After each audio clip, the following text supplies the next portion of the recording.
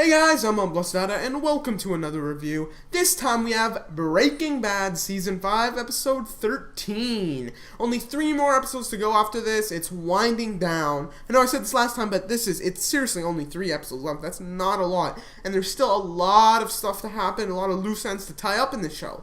So, what did Episode 13 bring? Well, it was ridiculously good. This episode was just full of craziness, full of awesomeness, and full of just plot twists and surprises that I did not expect myself to happen, and it kept me on the edge of my seat, especially the last part of this episode. But before I get right into it and go over the whole episode and review it, just want to let you know that it will contain spoilers, so if you do not want to know what happened, go watch the episode and come back. So let's start this right off. We start off right off the bat with Todd and his uncles, the neo-Nazi guys, and they're cooking a batch of meth, and we find out that Todd can cook up to 75% purity, which is better than what Lydia's previous men have been doing, but it's still not to the standards of Heisenberg. Well, and there's another problem with him cooking meth, with Todd cooking meth, is that the meth isn't blue, and Lydia wants it blue because, that's the brand that they're trying to sell, and this is basically what Lydia's trying to do. It's going to be interesting to see what happens to Lydia, because it's kind of interesting seeing, first it was Gus, the head guy. We watched his movements and everything. Then it moved to Walt, and now it moved to Lydia. And it's kind of switching paths to different people and switching how they react to different situations. And it's interesting. I just really want to see what happens to Lydia. But so the point of the first part is, Todd's not the best at cooking meth. And that's what the problem is. But then Todd's phone rings, and we pick up where we left off from previous episode, and it's Walt saying, I have another job for your uncle, and he says it's one target, Jesse Pinkman. So Jesse is in trouble now. What is he going to do? Well, we go to another scene with Hank, and he's talking to Gomez, and he's saying, okay, this idea failed, what are we going to do? But he says, well, the kid has an idea, Jesse has an idea. So Jesse's like, okay, you need evidence? Well, I know some evidence that Walt wouldn't have gotten rid of for sure, and that's his money, because he's greedy. Which is that's a smart idea, because obviously Walt's not going to get rid of his money, and if they find that money, that's the perfect evidence, because, okay, how'd you get this money, Walt? There you go. So that's easily puts him in jail. So they need a plan to try to find his money. So we go to this little scene where Hank has this, brain that he bought from, the supermarket, just on one of those, styrofoam trays, and he just spills it on the floor, and he puts, the heart and everything, not heart, whatever it was, brains or whatever on the floor, and we don't know why.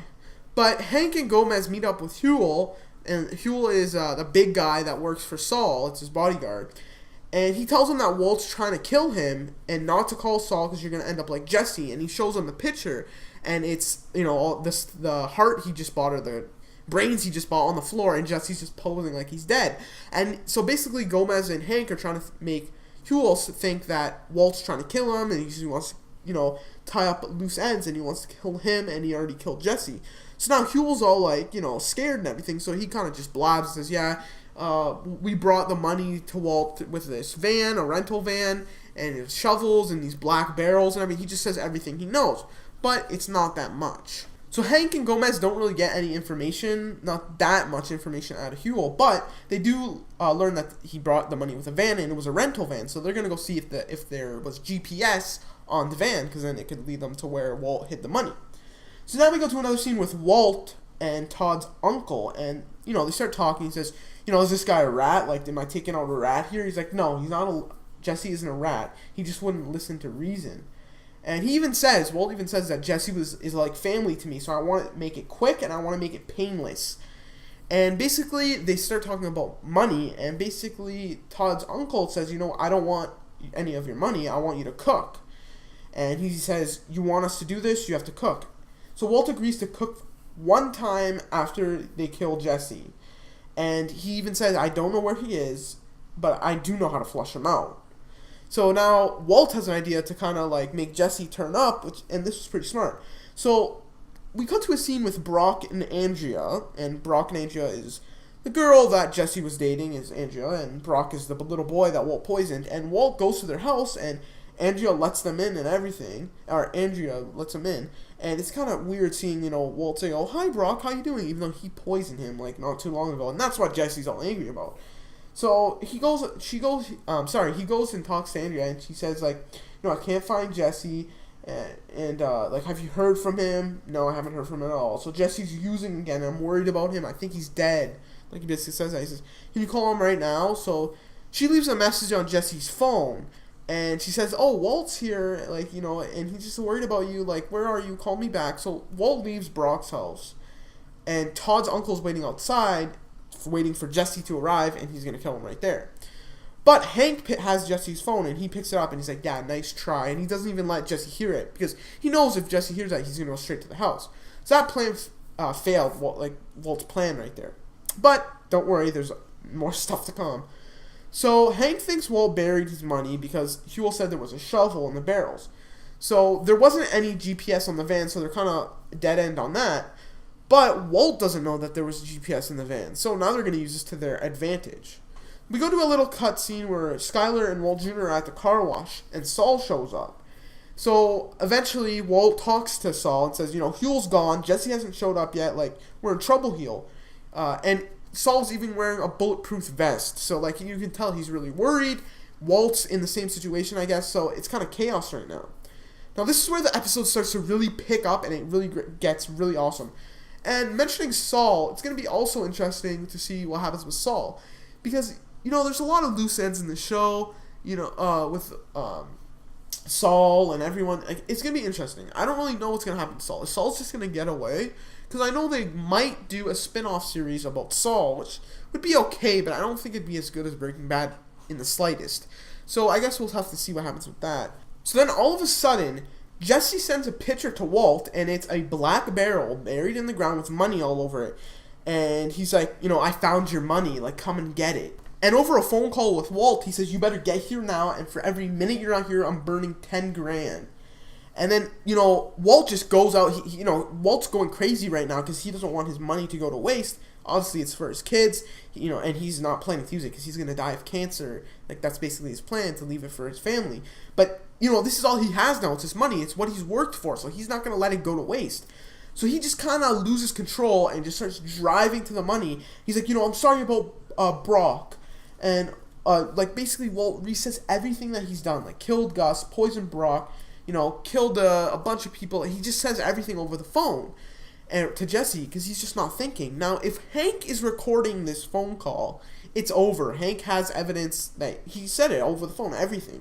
So that's a big liability right there. But Walt arrives at the where he buried his money, and no one's there. So obviously Jesse, Hank, and Gomez set him up. So another car arrives, and Walt is hiding behind a rock, and he calls Todd's men, his uncle and everything. And Gomez, Hank, and Jesse get out of the car, and they show up. But then, right when Walter sees that Hank and Jesse are together, he says, "No, don't come to Todd's guys," because he doesn't want Hank and Gomez to die, but with Jesse. Like, there's no point to that. He doesn't want to kill his own family, even though he said Jesse's like family to me, which is contradicting itself in itself right there. But again, he doesn't want Hank to die. So Walt shows up. He gets out of the cover, and he walks slowly up to Hank, heads behind his back, and Hank cuffs him. And Hank puts him in the car, and basically, another cool thing that happens is Jesse's like, "Oh, this is the first place we ever cooked together, and this is where you hid the money," which is kind of touching in itself. It's like, it started here, and it's kind of ending here, which is kind of cool. But Hank's going to search for the money now, because all he really needs is a metal detector, and he knows it's in that area. So he's, he can search for a couple days, but he's going to find it eventually. And Jesse goes up to Walt, and he just spits in his face. And, that was a really slap to the face, too. But, well, actually spit. But, you can see there's a lot of tension between them. And it's, I keep on thinking, go back to season 1 and 2 and 3, and then compare it to now. It's such a different relationship with Walt and Jesse. And it's just crazy how the characters develop throughout every season, which makes the show really great. So, Todd's uncle still shows up with all his men, though. And there's this huge standoff between Hank, Gomez, and Todd's men. So Todd's men are all behind their cars, behind the doors with guns, machine guns, pistols, everything. Even Todd's there himself with a gun. And they're all ready, ready to shoot Hank and Gomez, and Hank and Gomez are standing there. Gomez has a shotgun, Hank has just a pistol. And they just start firing at each other, even though Walt is screaming, don't do it, don't shoot. Doesn't matter, because if Walt gets put into jail, Todd's uncle doesn't have anyone to cook for him. No one to cook for him, he's in trouble himself. Todd can only cook 76% purity, which isn't the best, and he still hasn't got the color down. So, they need Walt to show him, how to cook properly. And, you know what? I think Todd's uncle was just like, we need Walt, so let's just kill these guys and get on with it. And that's basically what they're thinking. And that's it. That's where the episode ends. No one has gotten shot. Hank and Gomez went behind their cars for cover, but anything can happen now. Anyone can die in the next episode. So, huge cliffhanger after this episode. We really have no clue what's going to happen, but I literally cannot wait for the next episode. 3 episodes left. It's right to the wire now. So, what do you guys think is going to happen? Leave your thoughts in the comments below, and I'll talk to you guys too. But anyway, thanks for watching, guys. Don't forget to rate, comment, and subscribe, and I'll talk to you later.